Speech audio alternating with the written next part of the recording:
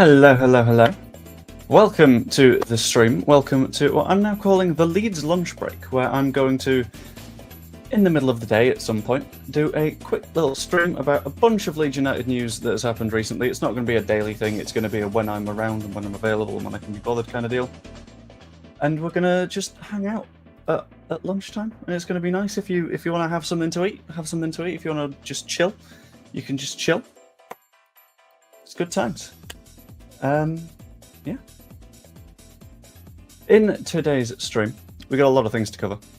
We got a little bit of an update coming on the Dor Turgeman stuff, and you've got a little bit of a comparison going with Louis Berry. I'm covering the Turgeman stuff just because I know people that worked at the news outlet in Israel that initially broke the thing, so I'm trying to stay as close to this one as I possibly can. In addition to a quick thing on who exactly you can trust when it's various bits of news coming out, because I see a little bit of conversation going on about that in the chat at the minute, which is quite interesting, to be fair. Going to do a little bit of goalkeeper-y stuff, because I know there's conversation going on around Ilham Meslier at the moment. Going to do a little bit of stuff on Max Wober. We're going to go to what I'm now going to entitle, it's probably a better name for this, but the bullshit pile, in which it's just a pile of stories that no one actually believes and is just sort of stuff that people put on the internet for no apparent reason, and explain why it's all probably bollocks. If it's not, I'm going to look an idiot, but that's fine. And then we're going to wander over to the break room, because after all, it is a lunch break, so you might as well have a little bit of a chill in that nice communal space. And I'm also going to occasionally run a little bit of a thing along the bottom, saying please remember to like, subscribe and comment, or even be a channel member, because it's 99p a month. I've kept it as literally as cheap as I possibly can. Get a lot of perks and stuff, and quick reminder, coffee, cake and sofas are all available in the break room at the moment. So we gotta hop into things, I think. And we're gonna hop into things starting on the Dor Turgeman stuff. Dor Turgeman being the Israeli number 9/ left winger kind of guy, who is, I think, a very, very, very promising kind of player. He was playing very, very regularly for Maccabi Tel Aviv until Aaron Zahavi came back, which makes sense because Zahavi is a very, very good footballer. It's going to be hard to start over him.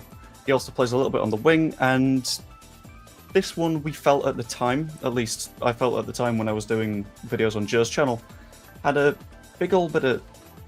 I've got hiccups right now, and that is bad timing. Thanks, brain.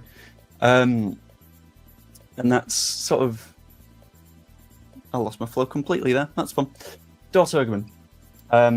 Yeah, initially I went into it like, okay, we could be having interest, we could have just asked the question, but the reason I think there's a little bit more than we just went in and asked, maybe, is because Turgeman himself was immediately dropped from the squad for the next match, which is telling when he played, hello Iris, when he played 6 or 7 games on the bounce at that point, because probably something happening, you know? It's not going to be nothing if your squad has dropped you because you've been seeking a move, and admittedly his agent has done a hell of a lot to make it look like the move is going to happen, because his agent keeps going, oh, he's going to go somewhere, whether it's in summer or in January. Dor Turgeman's on the move.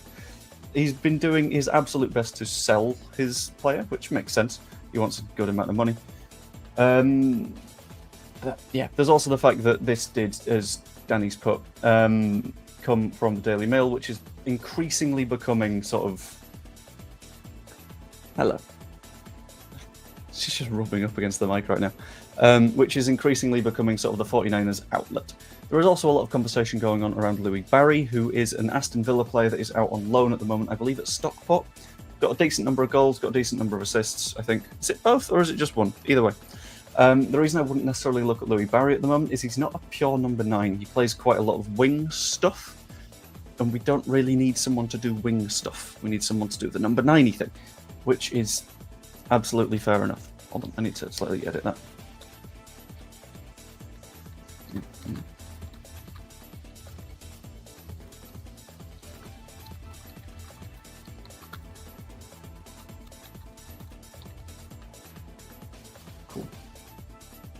There we go. I'll get that running again. And I've also said, if anyone's got any questions, don't hesitate to pop them in the chat, because I'm happy to discuss all of them. I've had a little bit of a deep dive into as many of these stories as I can recently. You might also notice I've not been around for the past few days, because I'll be honest, things have been real tough. I'm not going to go into any of the details because I really don't want to go into any of the details.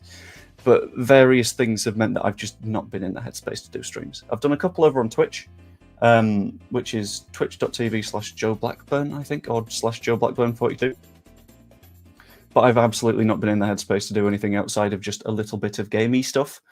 So if you fancy, go follow me over there. It'll be nice. And also, if you've got Amazon Prime, you can do a Twitch Prime sub, which means that I get like £2 per person that does that, and you don't pay anything because Amazon. He's a bit of a 9. He's a bit of a winger. That's the thing. There's not a straight up number 9 that we're looking at or rumored to be looking at the minute, which is complicated. But this entire bit of conversation's got us on a quite interesting topic of who exactly we can trust in the media. Normally, I would say the Daily Mail, full of crap, because it's the Daily Mail and, well, you know, they have a reputation in this country for a reason. What is my hair doing today? It's gone absolutely mental. But in this specific case, I could genuinely kind of back keeping an eye on the... It's not Turgeman, it's Turgeman. It's just Danny is trying to do a funny. It's not working. When it comes to trusting specific people in the media, normally I wouldn't say trust the Daily Mail, but the Daily Mail are kind of in with the 49ers, so I'd lean in that direction. In addition to that, we know that it has come from a reasonably reliable source over in Israel. I've tracked this story as high up a ladder as I can. I've asked a few co-workers over there who've put me in touch with another person, and it looks like it is something that is at the very least concrete interest, and it looks like we're going to be choosing between a Turgeman or a Louis Barry. Of the two, I'd personally lean towards Turgeman because I think he's got a sort of longer-term... How would I phrase it? Sort of a longer-term potentiality behind him. Having seen what a lot of people believe about him and what his ceiling is, he could be very, very, very good. He's absolutely not a player that I would be complaining about, but I don't know if he's necessarily ready to start for us right now. It's a little bit of a complicated one. Just need to add another quick little banner because I've been reminded of a thing. There we go. Cool. So, in addition to that, we've got a little bit of a conversation that's emerged around Ilon Meslier. Hello, Iris, again. Ilon Meslier, our current goalkeeper, in my opinion, a reasonable enough goalkeeper for the championship, is now being rumoured to be on the way out, but that is set to be in summer, I believe, from what I've been reading. This being because, A, it's quite hard to offload players in January if you don't necessarily want them. B, you don't want to necessarily change your keeper in the middle of a season. Example, the only reason that Meslier came in the first place was because Kiko Casilla did a big racism and ended up banned, which isn't good. In addition to that, you've got to consider the only reason that Kiko Casilla got in was because it was Bailey Peacock Farrell. We made that change halfway through the season, and where did we end up? Not promoted in the playoffs, with Kiko Casilla making a bunch of mistakes because I don't think he had enough time to bed himself in with that side, which wasn't great. So as much as people are gagging for Meslier to be out in January, I don't see that being the case. I would like to be completely clear. I am not someone that is saying we need Ilon Meslier in the Premier League because... Hold on, I'll zoom out a touch and then pan down a touch. Hello. You good there? There we go. He's not the sort of player that I think we need in the Premier League because I don't know if he is currently Premier League level. But he's a player that I think can take us through the rest of the Championship and get us up, because you're in the Championship. At the end of the day, you don't need to be a fantastic goalkeeper to do that. And it would cost us a lot more right now to sign someone Premier League ready whilst we're in the Championship in a January window than it would to do any other approach to this. I think it just makes significantly more sense for us to be like, okay, Meslier will do until the end of the season, and then we will look at someone like a Caoimhin Kelleher. Now, I'm trying my best on that first name pronunciation. I did send you a voice note saying, right, I want to get this 100% right. Everything I've heard about people pronouncing it is Caoimhin or something along those lines, but Joe pronounced it Caoimhin. I'm going to stick with Caoimhin because that's how the Irishman said it. So I'm going to roll with that and hope that it's correct. I think. Either way, it'll be fine. But I think someone like a Kelleher would be a good get for us if we were to go up and if Liverpool were to be getting rid, because at some point he's going to need to play some senior football. So I think Caoimhín Kelleher would be a very, very good signing for us if that's the sort of direction we wanted to go in. We are, however, looking at signing another young goalkeeper. This is a goalkeeper that won't be ready for the first team for a significant length of time. This is Robbie Cook. Robbie Cook played, I believe, for Perth Glory. Didn't play for their senior side, but he managed to break through into the squad at the age of 16, 17, something like that. Came to England to try and find a career, effectively, and has trialled at Sunderland, had Man United keep an eye on him, trialled at Leeds, and it's looking like he's going to make a permanent signing here very, very, very soon. That would be ideal. That's the hope. But until it's confirmed, you can't get super excited about it. That's why it's a little bit complicated. I'm going to hop over to the chat for a minute and just have a look at various bits and bobs. Wouldn't trust any newspapers, they just make their own stories up. Thing is, a lot of newspapers have sort of core sources. The things that I don't tend to trust are the various outlets online that add quite a lot of stuff to what I am calling the bullshit pile. But we'll get into that in a few minutes. Let's have a look. Isn't it great when a cat turns its back on you and have a look at my sphincter? Yeah, it's great. There is a genetic cat-based reason for it, and it's that they like it when their parent cat clean their bum holes. I'm not going to do that for you, Iris. Please stop showing me your bum hole. Kiko was absolutely not stitched up. I'm sorry, he just wasn't. Disagreed. Do you have a question asking for a friend? Go for it. Pop it in the chat. Let's have a little bit of a chat. As you know, I live in Bangkok. Mr. X got drunk and woke up with I don't know. That's something for a therapist and not me. Hello, Max. How are you doing? We have Meslier in the Premier League and he was good. Yes, but he seems to have regressed a touch. If Meslier is happy being a second choice for a season, sure. But I think you need a little bit more security, I think.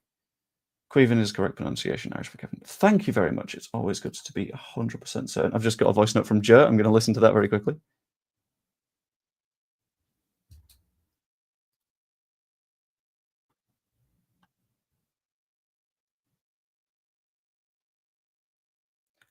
Caoimhín. Okay.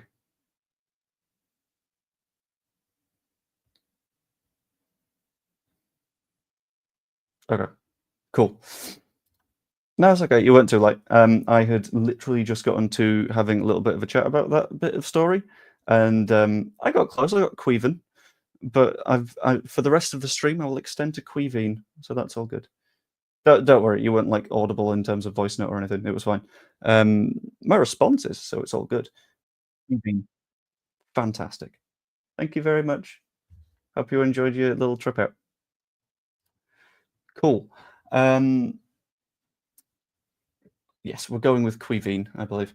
Robbie Cook isn't a goalkeeper's name. That's a fair point. It doesn't feel goalkeeper-y, does it? It feels centre-back, which is weird. Would we keep Meslier as a backup or Darlow? I wouldn't want to keep Darlow. I wouldn't trust Darlow at all, which is a little bit of a problem.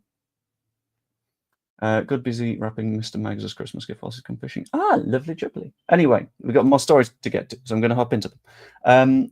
Maximilian Wober has been the subject of a lot of conversation recently, with a lot of people saying that he either is or isn't also on this. Of course he was. There was no proof of anything. One, he was shit anyway.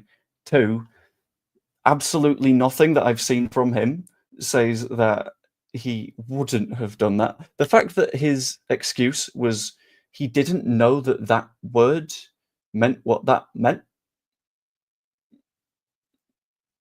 You've witnessed enough culture in the West, my guy. No excuse. He didn't deny saying it. He denied knowing what it meant, which is wild. Just I'm not diving into that anyway. But on the Max Wober conversation, RB Salzburg are in a little bit of a conversation to potentially maybe sign him. Apparently, the owner of Salzburg poured a little bit of water on it, said that's not going to happen, and that was immediately followed by a sort of I think it's a senior member of staff, it might have been the manager, saying maybe we can work out a loan deal or something. On Max Wober, I don't see a move happening. I think it would be very, very silly for Leeds United to lose Max Wober right now, considering he can cover 2 positions, both of which we are relatively light. Left back, we've got Junior Firpo, we've got Byram can play there. We don't know about Schmidt. Schmidt's very confusing. In addition to that, you've got to consider the sort of centre-back role. We've got Struijk, we've got Rodon, who haven't had a rest all season, which could potentially lead to some problems. And in addition to that, we have Ampadu, who can play there. And we've got Giavogi, who can play there. I think us selling Max Wober at the moment would be absolutely bonkers. It would be the stupidest thing we could possibly do. He's reasonable in his role. He's played a few minutes, and I think he can wait until summer if he wants to force a move. When I say it'd be the stupidest thing we could possibly do, there are a lot of stupider things we could do. And that does include the next little topic of conversation, which is Pascal Struijk. Pascal Struijk has been the subject of a little bit of discussion from a couple of sides, from Spurs, from Brighton, where they could potentially have a look at signing him. I think us selling him would be absolutely insane, because Pascal Struijk is one of the best players that we've got this season. In fact, I'm going to see what WhoScored.com says, because I know it goes very heavy on goals and goal scorers, but I'm getting that from I'm not getting that from Phil Hay. I'm getting that from the actual report that came out at the time. That's not from Phil Hay. That's what he said. So let's not start backstabbing one of the better journalists to have worked at Leeds United for an extended period of time. But let's take a quick look at Leeds United on FBref. Why is that not working? Because Leeds are just called Leeds on FBref. Good job, guys. Oh, that's quite sad. Georgie's our highest rated player this season. Followed by Firpo Gruev, and then Struijk is considered our 3rd best player in the league this season. 21 appearances, absolutely key to us playing the way that we do. I would say he's probably our captain at the minute. You could consider Ethan Ampadu being part of the conversation, but it's hard to say because Ampadu is an enigma that sometimes isn't here. And I've been a real big fan of Struijk this season so far. He's done the defensive stuff really effectively. He's pushed forward quite a bit in the most recent match and was a big part of us putting pressure on Preston. And he very rarely makes mistakes. Admittedly, a bit of a crap penalty at one point, but that's going to happen. Occasionally, you're going to miss penalties. Also, word of warning, an ad is about to run. I'm going to press the insert ad button, but the way that you deal with it is you click on the ad and you just swipe right back. I'll explain all the details of that later, but it's going to run in like 8 seconds. So I'm going to run it now just to make sure that it doesn't surprise anyone. In 3, 2, 1, bosh. Anyone that didn't get an ad there is either YouTube Premium or an ad block, or YouTube has just decided to not give you one. So well done. But yeah, at the end of the day, YouTube gives you ads. Pascal Struijk gives you good defensive performances, so it's fine. Struijk's been player of the season from me. I mean, that's fair enough, honestly. I put him in the conversation because he's not really made significant mistakes. He's been very, very consistent. Very, very good. And a passing accuracy of 91.3%, which is absolutely wild. It's brilliant. It's a fact of life now. We're a selling club that gets you right into knackers. This is going to be the case until we're established in the Premier League, I think. Until you're established in the Premier League, you'd have to sell players. Look at Brighton as your core example. Doing really well, but they got a lot of selling to do. The alternative is you become an Aston Villa and you push the PSL limits every single time and still get in a position where things are very, very spooky for you. Not ideal. Joe's paddy on his bike. I'll get on that in a minute, but it's complicated. Logically, for me, who doesn't know much about this, it's logical to keep someone that you can use multiple positions in the event of injury, since Leeds seems to have a lot from your previous videos. Yeah, Mags is not someone that watches much Leeds stuff, but is someone that I know from not Leeds United stuff. But this is pretty much it. Like, having flexible players is perfect. It's a good idea. But what I'm going to do is I'm going to wander us over to a new little feature that I've got, which is going to be the bullshit pile. The pile of stories that when I was doing a little bit of research, I came across and went, oh, that's a weird one. Ultimately resulting in thinking, that's a load of crap. So, for example, a recent one was Illan Meslier could join Arsenal. What? Sorry? Yeah, this is one that popped up in some story somewhere. This is nonsense to me, because if you consider that Illan Meslier is admittedly a reasonably good championship goalkeeper, and still on the young side of goalkeepers, but you've got to look at who Arsenal just decided they didn't need in net, right? They've just decided they don't want Aaron Ramsdale. So I'm not completely certain there is any reason for them to have Illan Meslier. Like, they've got Neto as a backup goalkeeper, who admittedly, sure, isn't playing much, because they've got David Raya. And sure, they are a side that likes someone who is good with their feet. But this is absolutely bonkers. This is insanity. More Ryan Kent linking is also a thing, because people are looking for a desperate attempt to link Leeds to someone, and because we get clicks, that makes sense. And at the end of the day, if you are linking Leeds to people, you get more ad revenue, and Ryan Kent is the one that's come around again. He's currently at Fenerbahce, basically not part of the squad, and I don't see us doing it, because he is not any better than any of our wingers. It's stupid. It's insanity.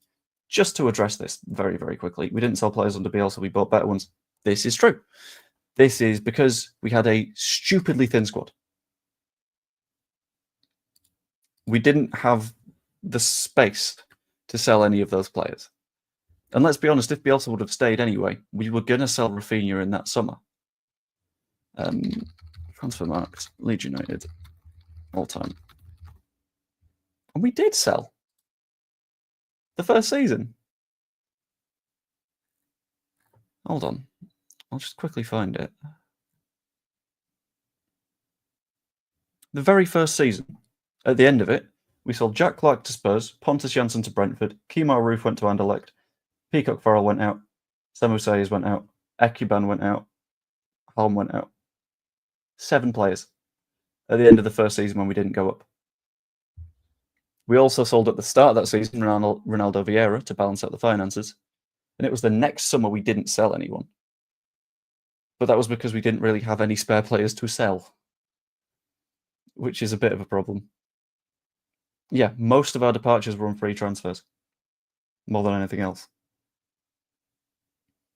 So we did. You just don't remember them. There is also this from Blaze, right? I don't see us signing any wingers. We have quite a lot of those. We do, which is a very, very good reason to not get any more. I can see someone that is a winger and a number 9, but that's not what Ryan Kent would do. We're talking more Turgeman, I think. Arteta loves signing goalkeepers more than Grayson. He does, but also having just released Ramsdale, I don't see Meslier being a thing.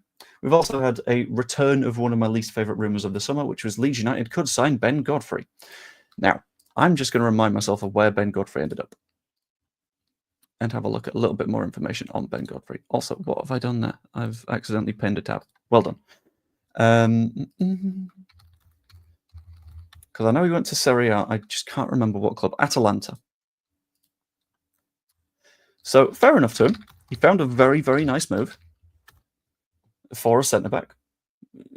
Gotten to, I think, are Atalanta top of Serie A right now? But admittedly, he's not played much. He's played like 23 minutes of football, which you're going to want more of. But if you're Ben Godfrey and you're currently in a side that is top of Serie A, is the next step for your career going to be, I could go to the Championship? Or is it going to be, I'm going to pick myself up a winner's medal in Italy, which is going to do a hell of a lot more for your CV. He's also played twice in the Champions League. This doesn't say Championship to me. This says that Ben Godfrey is not going to be making a move to Leeds. This says that it's a bunch of nothing, and there's no real reason to listen to it. In addition to that, we have a bizarre rumour that could have something behind it. A very quick rumour of Leeds United could end up selling Patrick Bamford to Wrexham. Now, this one people have been parroting for a little while, and I don't understand it. Because Bamford's on a lot of money, and whilst Wrexham have a lot of money and will likely be spending a lot of money, I don't... Why? And people are saying this is likely to be the case in January. That feels silly to me. Because Bamford has the ability, again, to get promoted to the Premier League and be in that position of power the next time he has a contract negotiation with a club, whether it's Leeds United, whether it's somewhere else. I don't see his long-term future being at Leeds. I see him at the latest being here in the summer. But he's still got reasonable value for us this season. Because as much as people saw the fact that he missed that chance,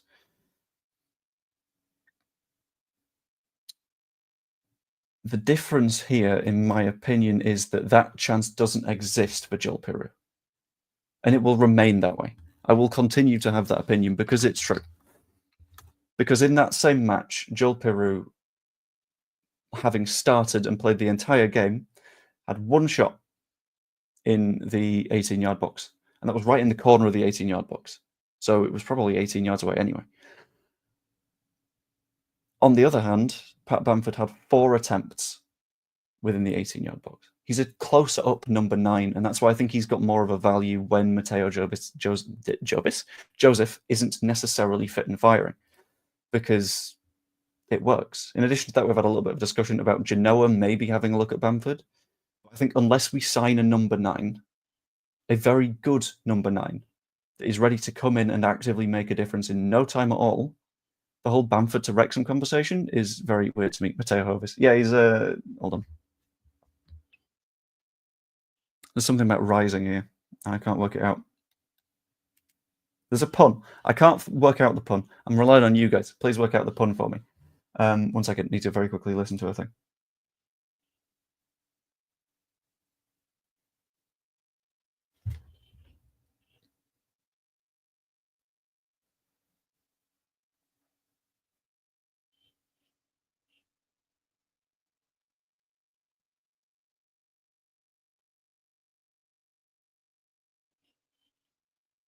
Rising Star is a good one. Yeah, Rising Star. I like that one. That one works. But the yeast he could do is score some goals. Ha! There's also discussion about Genoa in Serie A taking a look at Pat Bamford, which I'm going to have a little bit of a look at because I am covering a lot of Serie A matches this weekend, and I learned some bits about Genoa. I don't see them making that move because they've got a reasonable enough player in that role. They've got Andrea Pinamonti, who is outperforming his XG right now. So maybe they want someone who takes the shots that are as far into the box as possible. But I don't know. This is the main issue that people have with Bamford. I do agree that it's availability. And I've heard the line, I think it was on Only Leeds Bros the other day. The best ability is availability, and that is a completely fair point. I see that. I understand. But when he's available, you're getting performances. Which is where the confusion comes in, which is where people get a little bit mad and they're like, we just want a number 9 that does that, but is fit. We don't currently have that, which is a bit of a shame. So I hope we look for a number 9 or 10 in January. I hope Turgeman's the guy. I might end up signing him in Football Manager. I don't know. I've not worked that one out yet, but we'll see. But that is all of the bullshit pile having been discussed. So what I'm going to do is I'm going to take us over to another new little feature, the break room, which is just where we have a little bit of a natter. We have a little bit of an informal chat. If anyone is around, well, one, this is mainly for comments and stuff, but if anyone is around and makes stuff normally and is someone that I know and kind of like can rely upon, just ping me like a DM or something.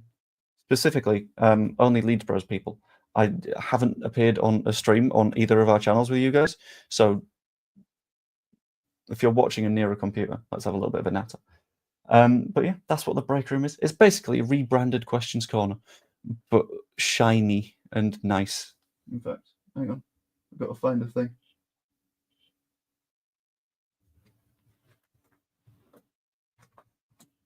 This will do. Where's the cake and coffee you were talking about in the break room? This is a good point. This isn't coffee. It's a mostly drunk bottle of Pepsi, so that'll do. And I've got biscuits downstairs. Does that count? I don't know. But there's my coffee. And let's do a little... The break room.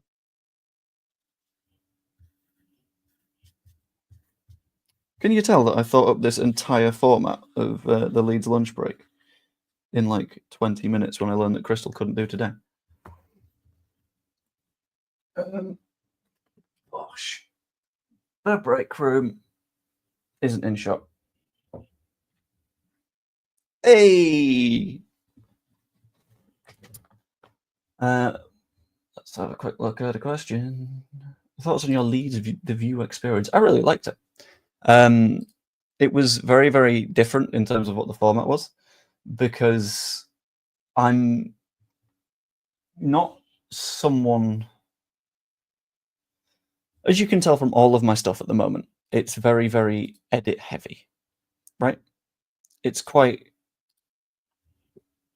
well, it's not edit heavy. It's the opposite of that. It's very sort of one-takey stuff. And when I was chatting with Joe in the build-up to it, I was like, okay, cool, I'll try and one-take these. I cannot one-take those. So you might notice that what happened was I ended up sort of breaking it down into story part 1, story part 2, story part 3, next story part 1, next story part 2, next story part 3. That wasn't like one long recording. That was like 17 recordings that were all very, very short, squished together into an edit. I really liked that process, and it's something that I really kind of want to do more because it was very fun. But then again, I'm not going to go taking formats, so it's okay. Am I playing snooker? Why would I be playing snooker? No. Am I missing a joke here? Oh, the break room. Okay, that's a good pun. I like it. Also, Danny, I cannot currently find you. There we go. But yeah, in terms of the general experience, it was really, really fun. It was, and it gave me like a thing to do in the morning, because a lot of the time I'm trying to treat this more as like something viable that I can do more consistently, because as has been discussed in like all of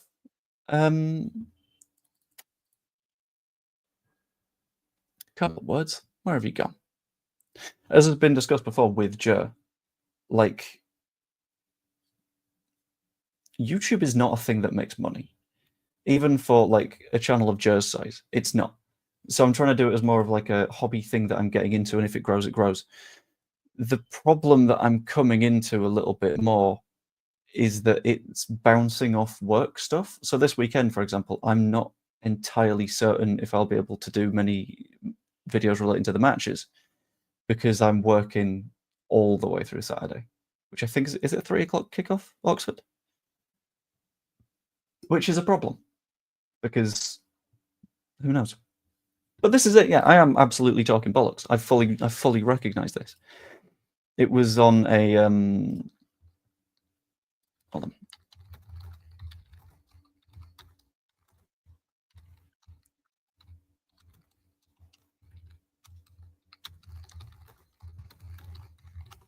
Yeah, like I completely recognise that. Like, I'm not someone that knows what I'm talking about. So in like pretty much previews, I'm doing my best to learn how to pundit and football and things, and know structure and shape and all that sort of stuff. But it's yeah, it's tough. The difference is ad revenue versus everything else. So ad revenue is not huge at all. Ad revenue is on the smaller side because advertisers look to the biggest of the stuff. The reason that, well, one of the reasons that I recommend the click on an advert and swipe back thing when it shows adverts on my streams, it's about to do that in another minute, by the way, but I'm just informing you right now. The reason that I say click on the ad, swipe back, you come back, is because you get back immediately, which is the same as installing an ad block, but at the same time, more goes to the creator because the advertiser sees that as someone's clicked on the ad,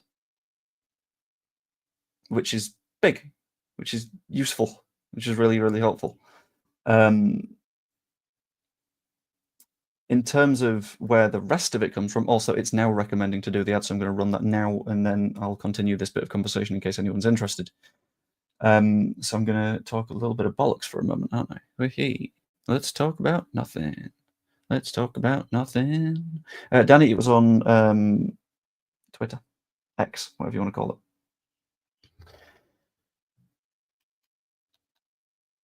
And then, if anyone's back from an advert, please let me know.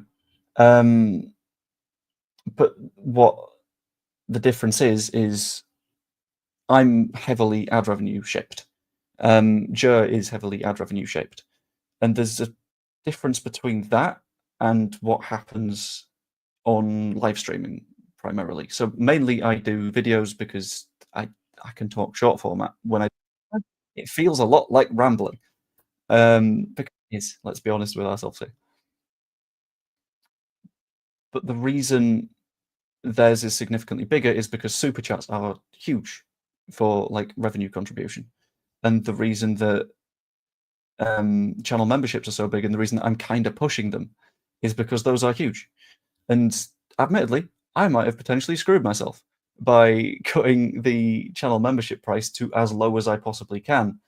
But the idea behind that is people are more likely to be members that way, you know? So who knows? Like, I cannot put it cheaper than I can. So a little bit of me is tempted to, what if I just make it £2? Because that's still cheaper than everyone else's. But then again, I kind of want it to be accessible to everyone.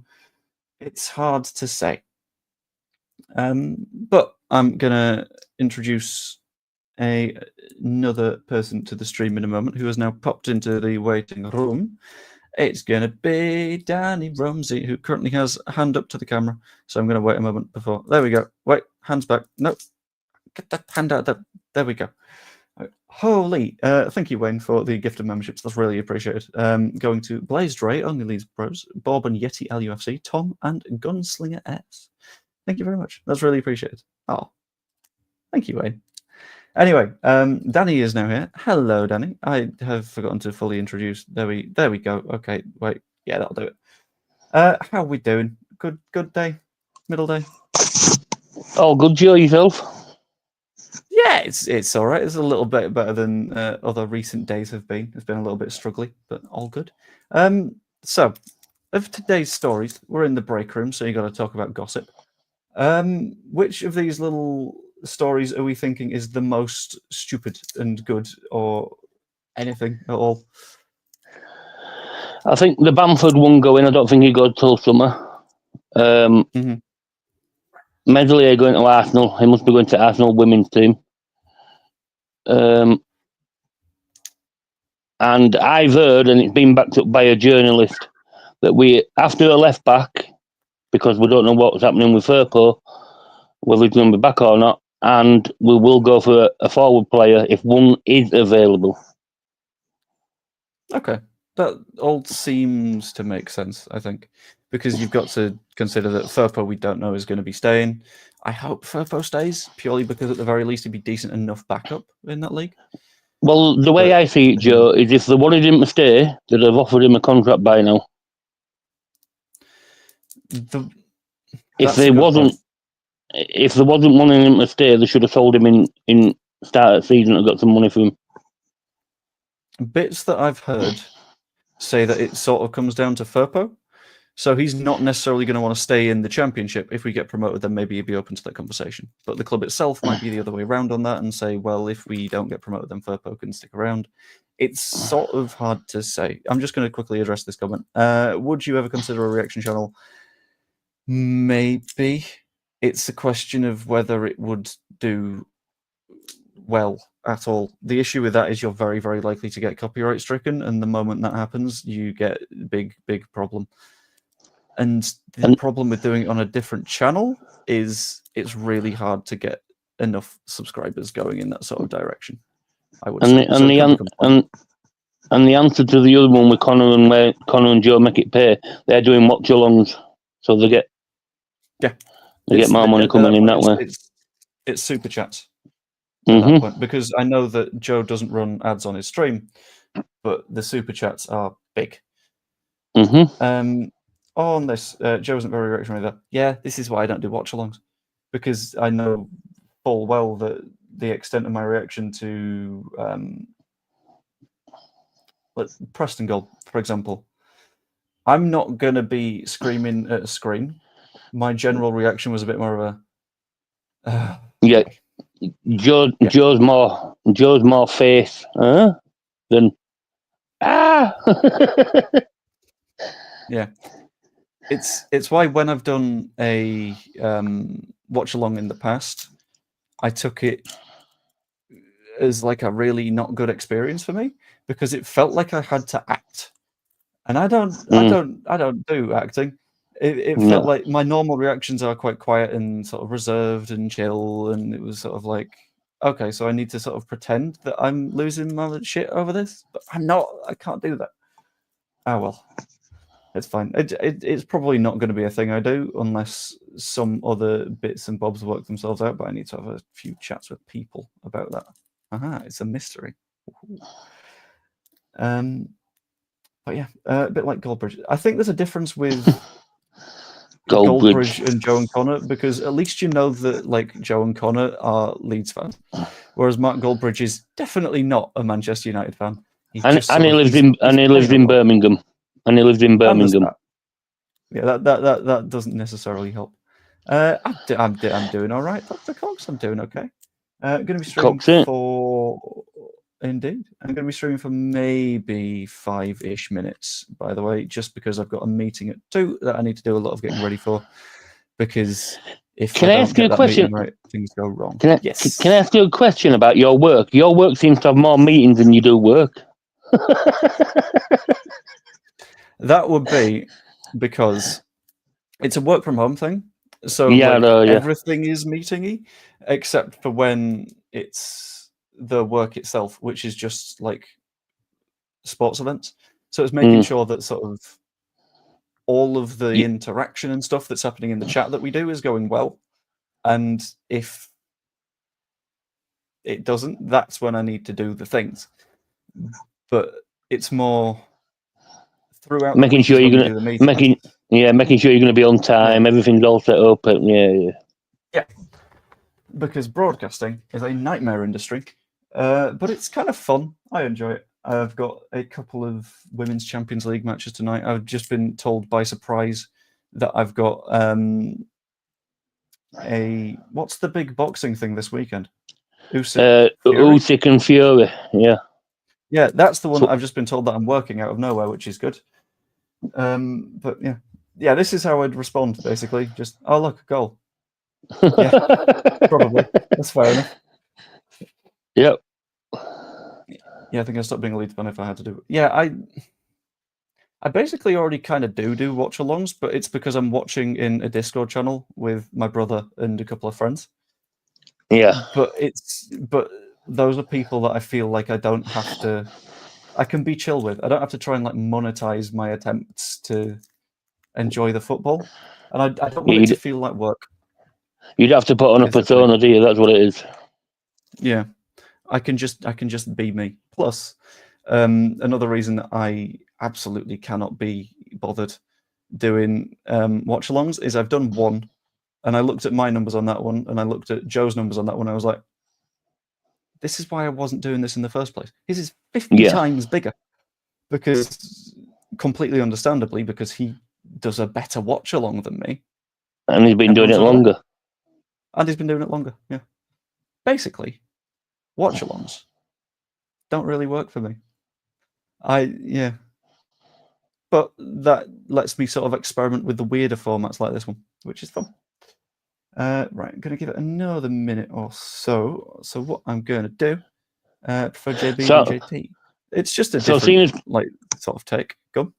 Seeing as Crystal's not on, I'm going to pretend I'm a 49ers fan. So what's happened is we've lost a few games. What's happened is we keep losing, Yeah. And then sad. Yeah. That's the general vibe. I've been trying to watch as much 49ers as I can, but it's unfun a lot of the time. Things are not going their way at the minute. It's hard work at the minute, isn't it? Yeah. That's why, because we're going to do Leeds 101 as standard this week, but it's coming tomorrow instead. That's why I've called it promotion or playoffs, because it's a question about us, because are we going to get promoted or are we going to be in the playoffs? And same with them. But they don't know whether they're getting in the playoffs at all, so it's going to be fun. I'm too chill for a watch along. Thank you. I'll take that. Joe, were you anxious on your away day? Train. No, that's more of a I really like trains.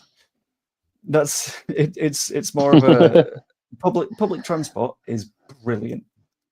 So I just sort of like, yeah, I was just excited. So train. It's a good thing. You see, lads. You get some players that like planes. Joe likes his trains. Yeah, it's great. Just shows a lad's lad and talks football though he's down the pub, as seems to be a lot of fun. Honestly, that's fair. I get that.